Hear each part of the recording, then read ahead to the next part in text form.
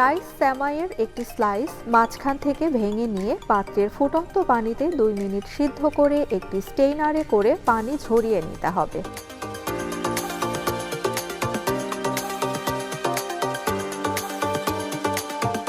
এবার একটি বাটিতে 2 চামচ কাস্টার্ড পাউডারের সাথে 1/3 কাপ তরল দুধ নিয়ে ভালোভাবে মিশিয়ে নিতে হবে।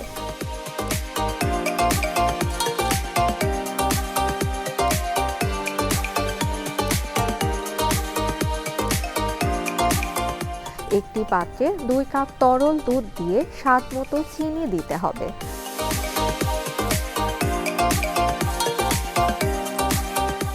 এবার মেশানো কাস্টার্ড পাউডারটি পাত্রে ঢেলে মাঝারি আঁচে কিছুক্ষণ জাল দিতে হবে।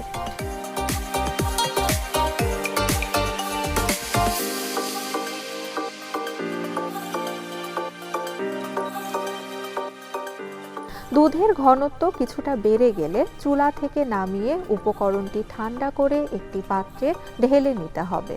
ঠান্ডা উপকরণটি আগে থেকে সিদ্ধ করে রাখা সেমাই, লাল ও সবুজ রঙের কাটা আপেল আধা কাপ, কলা কিউব আধা কাপ, আঙুর আধা কাপ, আনার আধা কাপ দিয়ে উপকরণটি ভালোভাবে মিশিয়ে নিতে হবে।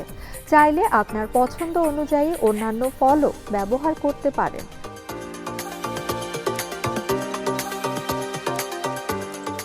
তৈরি হয়ে গেল স্বাস্থ্যসম্মত অ্যারাবিয়ান ডেজার্ট।